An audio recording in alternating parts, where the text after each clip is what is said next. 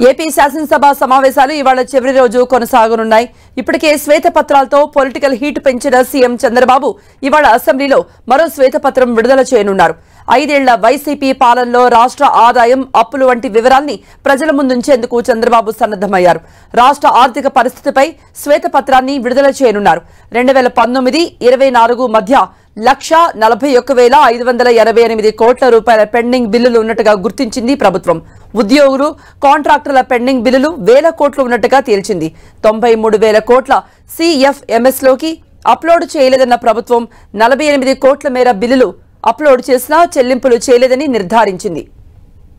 నీటిపారుదల శాఖ, పోలవరం బిల్లులు భారీగా పెండింగ్ లో ఉన్నట్టుగా అధికారులు గుర్తించారు. వివిధ ప్రాజెక్టులకు చెందిన 19,324 కోట్ల రూపాయల బకాయిలు ఉన్నట్టుగా, ఆర్థిక శాఖ నుండి 19,549 కోట్ల బిల్లులు పెండింగ్ లో ఉన్నట్టుగా వెల్లడించారు. పంచాయతీరాజ్, గ్రామీణాభివృద్ధి శాఖలో 14,000 కోట్లకు పైగా బకాయిలు, మున్సిపల్ శాఖలో 7,700 కోట్ల బకాయిలు కలిపి మొత్తంగా రాష్ట్ర అప్పులు 10 లక్షల కోట్లు ఉంటాయని ప్రభుత్వం అంచనా. దీంతో రాష్ట్ర ఆర్థిక పరిస్థితిపై శ్వేతపత్రాన్ని విడుదల చేయనున్నారు చంద్రబాబు. ఇప్పటికే పలు అంశాలపై చంద్రబాబు శ్వేతపత్రాన్ని విడుదల చేశారు. పోలవరం, అమరావతి, విద్యుత్ రంగం, ఇసుక దోపిడీ వంటి అంశాలపై శ్వేతపత్రాన్ని విడుదల చేశారు. నిన్ననే వైసీపీ హయాంలో లా అండ్ ఆర్డర్పై శ్వేతపత్రాన్ని విడుదల చేశారు.